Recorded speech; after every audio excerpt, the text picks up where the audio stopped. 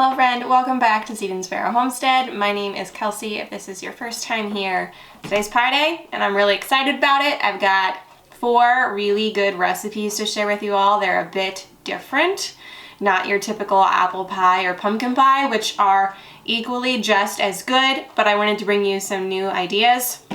So I've got 4 different pies we're gonna make.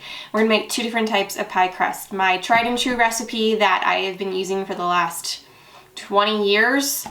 And also a gluten-free recipe for all of my other gluten-free people out there.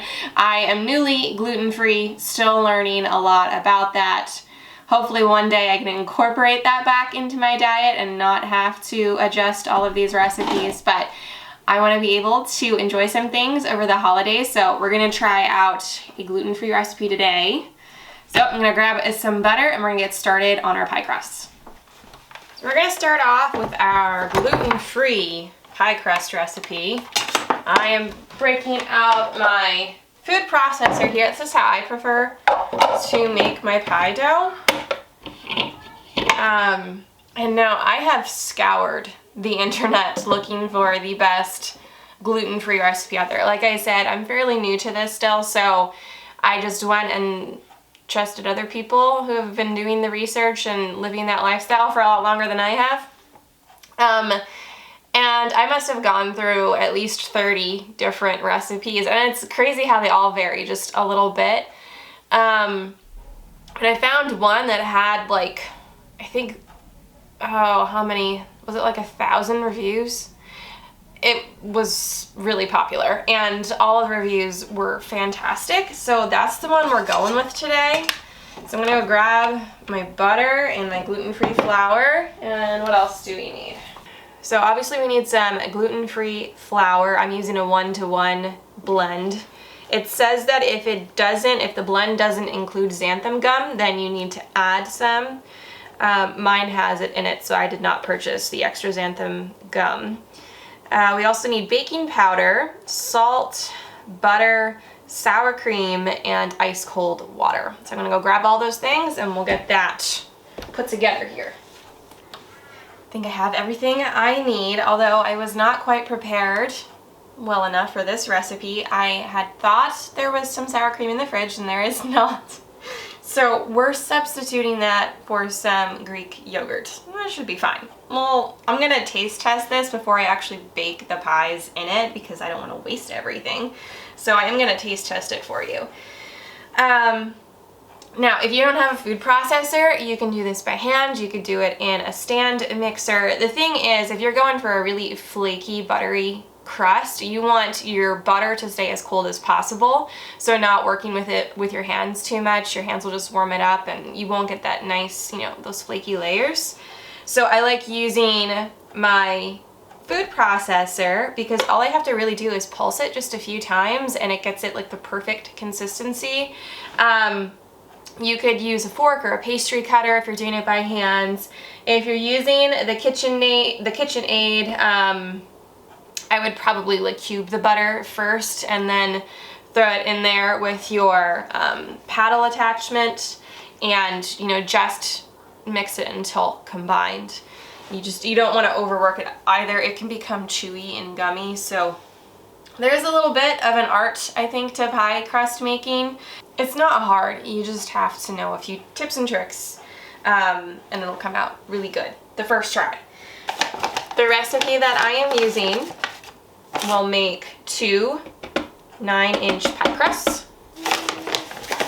We're going to start off with 3 cups of gluten-free flour. Like I said, this is a 1-to-1. Half teaspoon of baking powder and 1 teaspoon of salt. I'm gonna grab my lid and then we're going to just mix those together to make sure they're well incorporated. I have 12 tablespoons of butter here. It is cold, straight out of the fridge.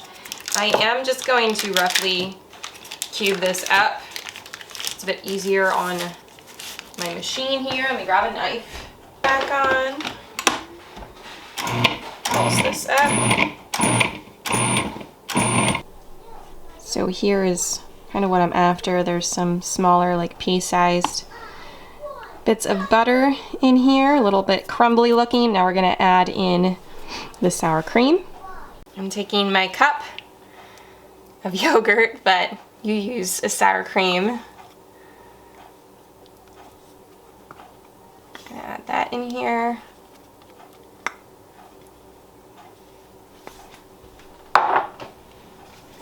I'm gonna pulse that together too. I'm gonna start to add in some cold water. Turn it on. I'm just gonna do like a teaspoon at a time until it starts to come together.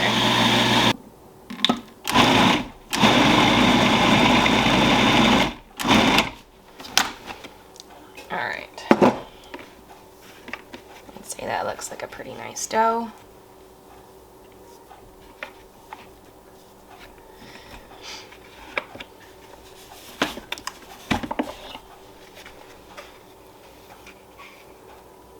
See, it all came together then. I probably added in, I'm gonna say about 6 teaspoons, maybe a little bit more of water, just until it started to come together. So now I am going to get this onto a piece of plastic wrap to kind of just shape it in a disc, and then it's gonna go in the fridge to sit for just a little while. We wanna make sure it stays cold.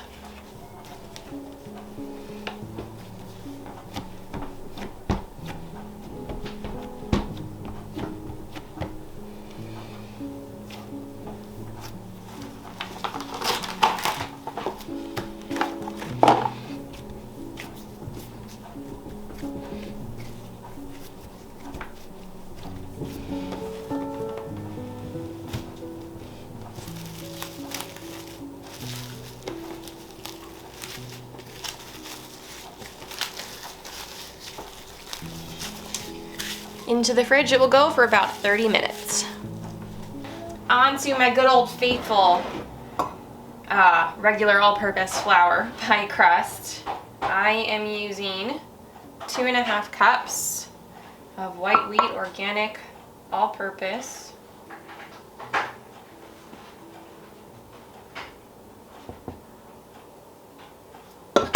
This one is just a really simple recipe.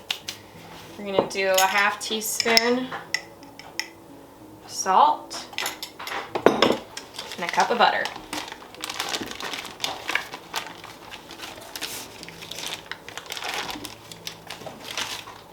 Gonna pulse this just a few times.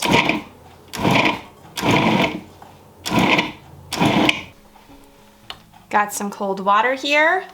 I'm gonna add in a tablespoon at a time. Just pulse it a few times and you'll see the dough start to come together.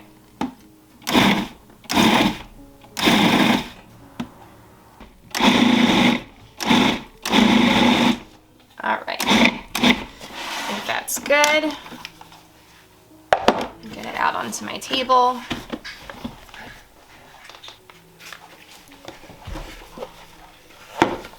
I'm just gonna bring this together into a disc. You can see all of the flecks. Maybe you can't. I can see them. There's lots of little flecks of butter all throughout. That's what you want. I'm gonna make one more batch of regular crust here because it's only me that needs the gluten-free. So I wanna make sure I have enough of the regular all-purpose crust. So all of those crusts are gonna go in. They're going to sit for about 30 minutes. I do have my oven preheating to 350. We're gonna start working on some of our fillings. So one of the pies we're gonna make is a sweet potato bourbon pie with meringue topping. So I'm going to be roasting. This is 2 pounds of sweet potatoes that I have poked all over with a fork. So I'm gonna roast them at 400 probably for about the next 30 to 45 minutes until they're nice and fork tender. So here is the gluten-free pie crust that just came out of the oven. I just put a little bit in there. You see all those flaky layers? That looks pretty good. So I'm gonna try it, see how the flavor is. I'd say that's pretty close to what my other pie crust tastes like. Honestly, it's really good. The texture is a bit different, which I expected, but for gluten-free, I mean, I would definitely eat this. So the pie crust need a little bit more time in the fridge. I actually just switched some to the freezer to try and speed up the process a bit.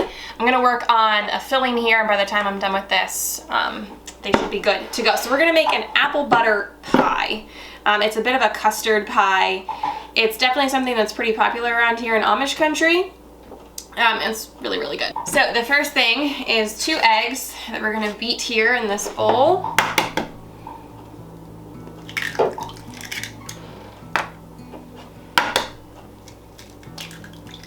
No, I did not bring my whisk. Hold, please. These 2 mixing. We're gonna add 1/2 cup of apple butter. You can find this in the store. This is my home canned apple butter. And we'll grab a 1/2 cup of raw organic cane sugar.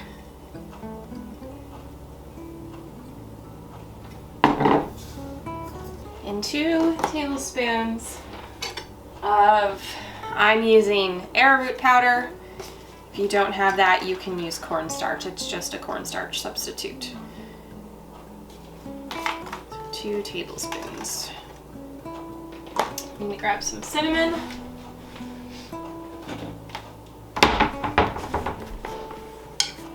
We're gonna do a teaspoon of this.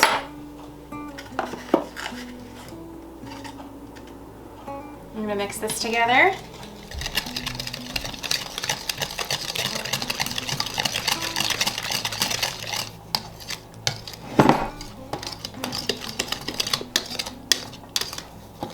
Now we'll add 2 cups of, you want full fat milk, so whole milk. This is raw milk I get locally.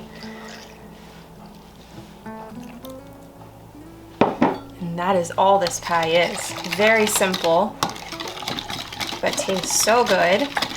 So make sure this is well combined, and then I'm gonna grab our pie crust dough and get one of those rolled out so you can add this filling to it.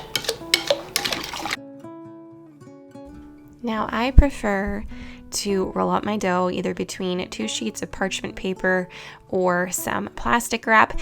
I'll also sometimes just throw down 1 sheet of whatever it is I'm using and just roll it out on top of that. That kind of cuts down on the amount of flour needed to keep it from sticking, and then in return your dough doesn't dry out. Now I roll out my dough fairly thin. I probably take it to like between a 1/16 and an 1/8 of an inch, somewhere in there. That is my personal preference. Not saying you can't do it a little bit thicker than that, but I do find I don't love the texture as much as it cooks if it's too thick. And then I just take whatever pie plate I'm using, hold it over the top, make sure that it will fit in there with a generous bit of overhang. Now, the nice thing about using the plastic or the parchment is you can handle it a bit easier. So you can just pick it right on up, flip it on over on top of your pie plate, and then just peel that layer away.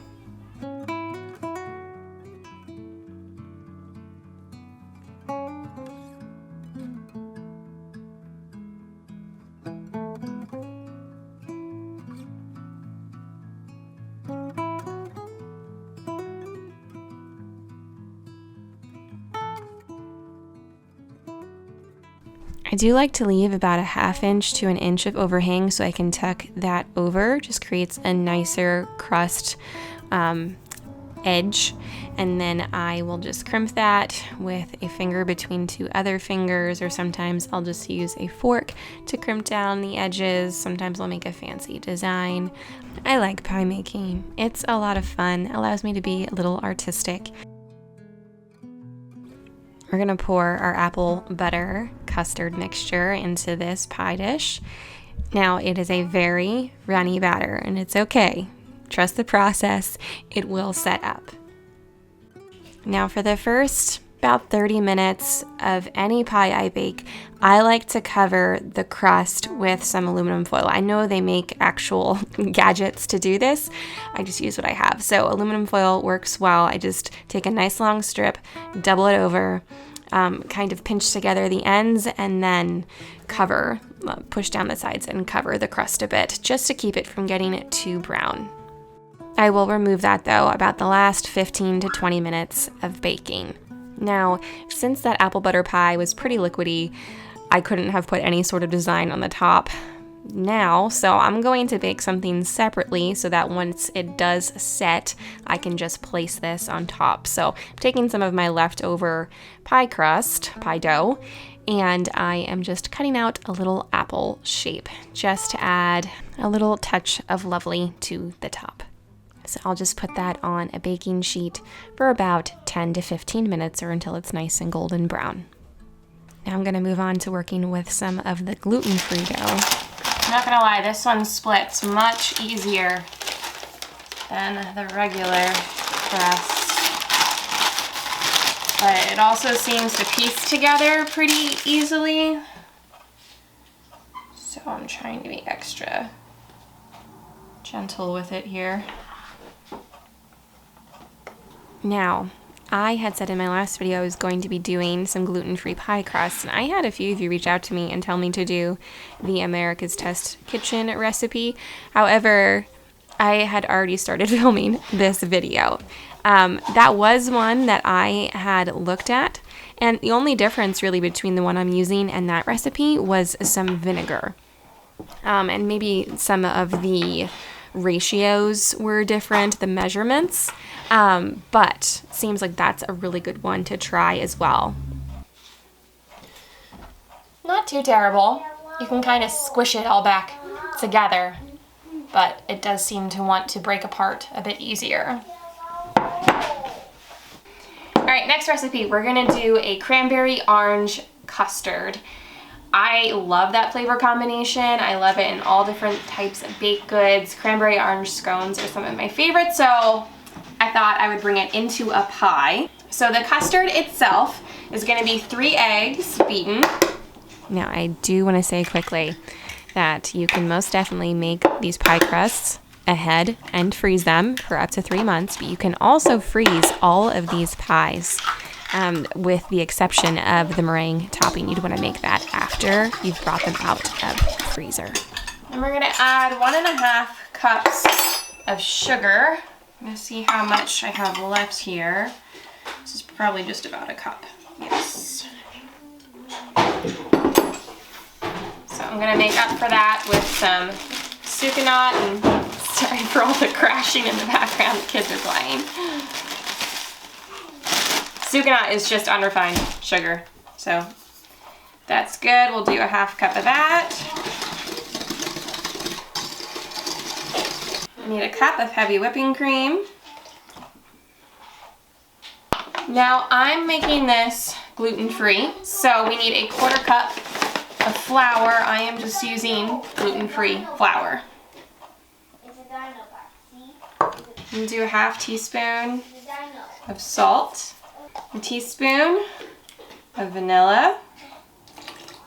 That's probably more than a teaspoon, but that's fine. We love vanilla. And I need to grab an orange and my zester, and we're gonna put in a tablespoon of orange zest.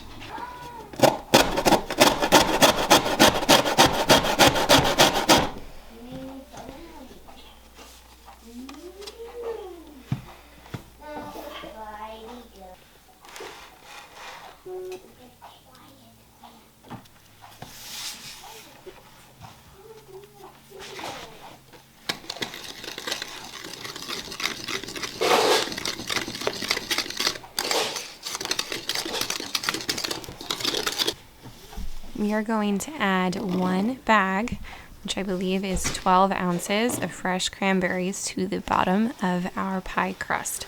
Mine were previously frozen, so I just made sure they were thawed, and then I allowed them to dry off on a paper towel.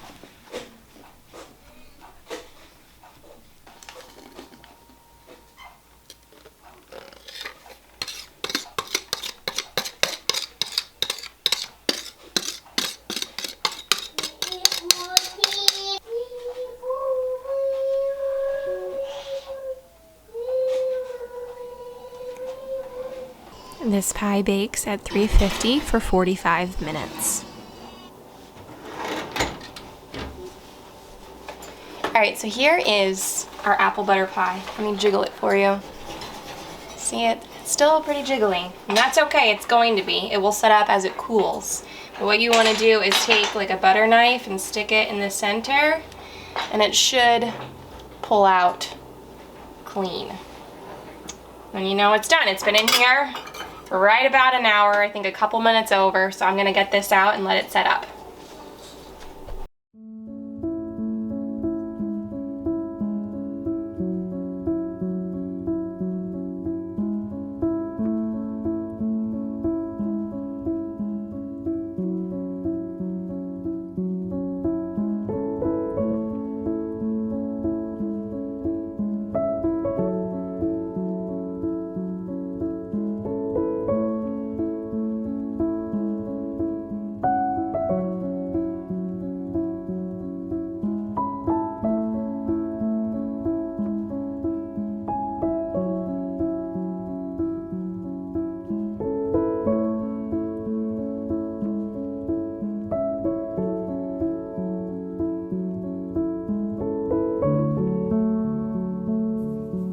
Now we're gonna start on our bourbon sweet potato pie.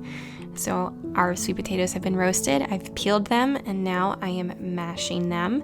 Again, that was 2 pounds of sweet potatoes. To this, I'm gonna add 6 tablespoons of butter, which is at room temperature. I'm also gonna add in 2/3 cup of brown sugar, except I'm not using brown sugar. I am using some coconut sugar with a teaspoon of molasses instead. Then I'm gonna add a 1/2 cup of heavy cream, a 1/4 cup of bourbon. Make sure you don't have a heavy hand on the bourbon.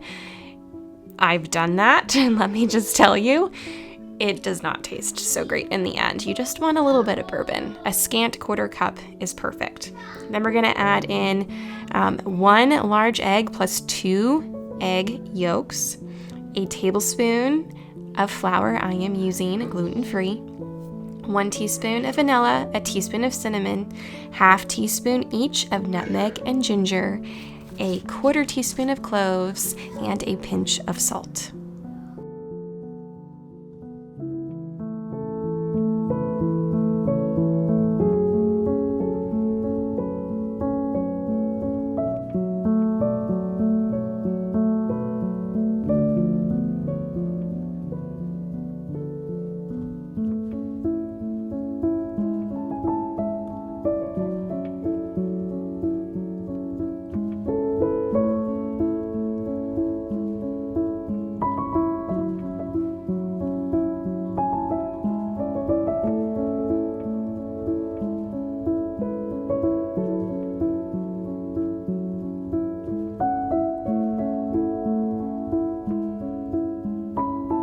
This will bake at 350 for 1 hour.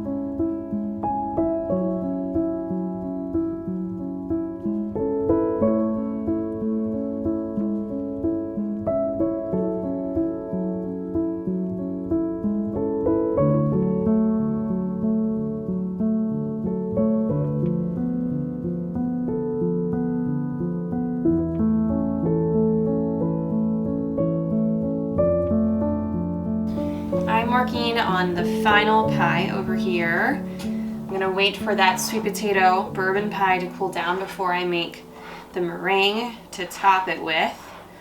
So this last pie recipe is not my own. This is one I found online. It had really good reviews and it sounded interesting. It is a brown sugar maple cookie pie. It's by Half Baked Harvest. I'll be sure to link that down in the description for you. But she specifically says this is for an 8-inch pie. So I brought out my 8-inch pie plate here.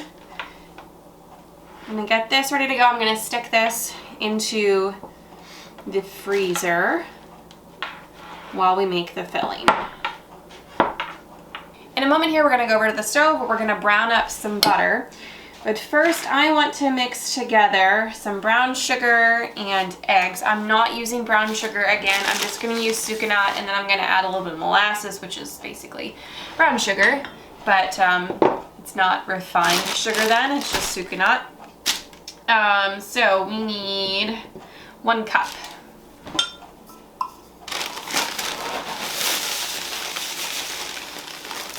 Add in here, and I'll probably just do like a teaspoon again of the molasses. We need 2 eggs and 1 egg yolk. So I will separate that one out here into this dish.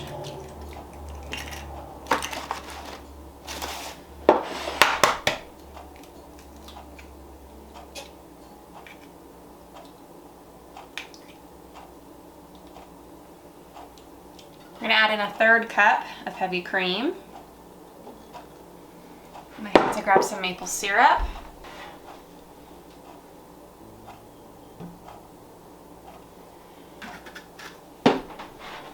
Add the maple syrup in. I'm gonna add in the rest of this bottle of vanilla. So about 2 teaspoons worth. Now we're gonna go over to the stove and we're gonna brown up some butter. I'm gonna add 4 tablespoons of salted butter into my saucepan here. We're gonna heat this over medium-high heat. It won't take very long, and you can definitely see, you know, it start to brown. We don't want to burn it. It can happen quickly.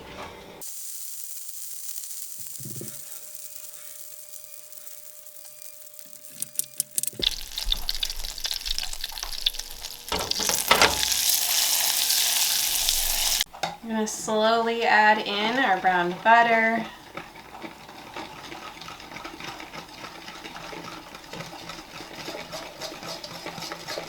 Into this, I'm going to put in 1.5 cups of chocolate chips. Stir that all together. It smells so good. And this is going to get poured into our pie crust.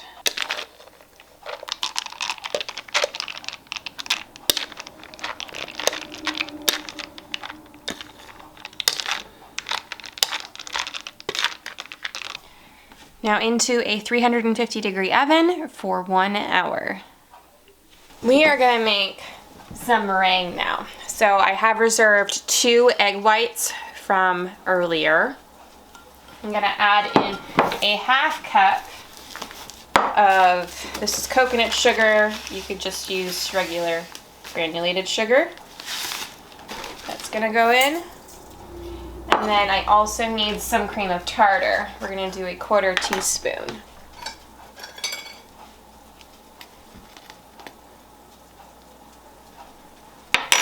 And then we're going to take this over to the stove, and we're going to basically make a double boiler and have all of the sugar dissolve and have everything become pretty thin before we start whipping it. I have about 1 inch of water in this little saucepan. I'm going to use my KitchenAid bowl over top of this. You just want to make sure the bottom does not touch the water. And I am just going to start whisking this.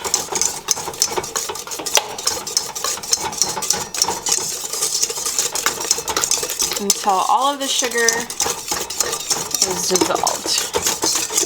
I'm going to take a few minutes until it's nice and like thin consistency. I'm going to say 3 to 4. See how nice and thin of a stream I can get now? All the sugar's dissolved. So I'm gonna remove this from the heat. I'm gonna add in a half teaspoon of vanilla. Stir that up, and we're gonna take it over to the KitchenAid and start whipping it with the whisk attachment.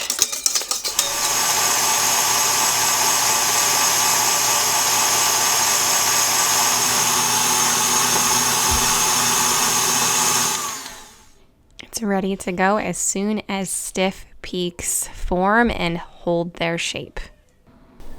I'm gonna add the meringue to my baked and cooled sweet potato pie.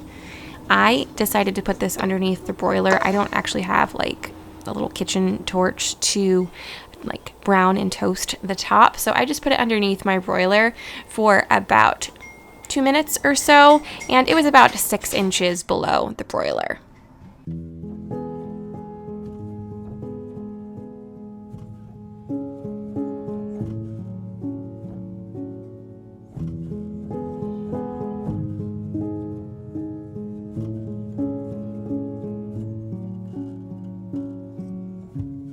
Sorry for the dishwasher noise in the background. I wanted to show you what this looks like when it's ready. The directions said the top should be puffed up, but the entire pie should still be pretty jiggly. Let me show you.